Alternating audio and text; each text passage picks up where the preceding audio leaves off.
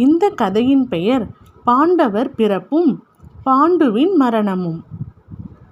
Bond ஒரு சமயம் வேட்டைக்கு சென்றிருக்கிறான்.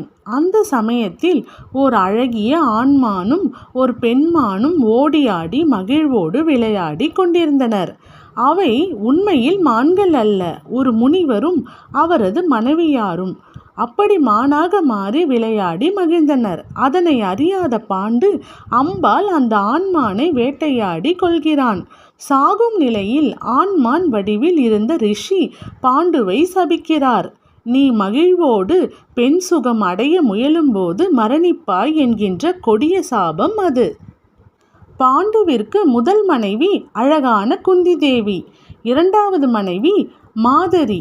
முனிவர் சாபத்தால் மனமுடைந்து பாண்டு ஆட்சியை பீஷ்மர் விதுரனிடம் ஒப்படைத்துவிட்டு 2 மனைவியுடன் கானகம் சென்று வாழ்கிறான்.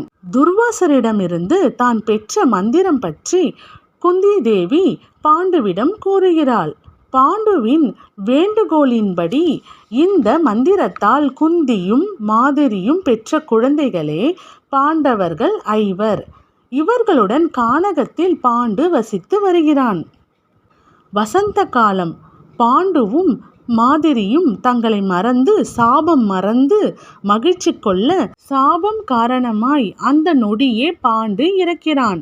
மாதரி துயர்பட்டு தன்னால் தானே இது என வருந்தி தீக்குளித்து இறக்கிறாள். குந்தி தாயாய் இருந்து பாண்டவர்களை காத்தாள்.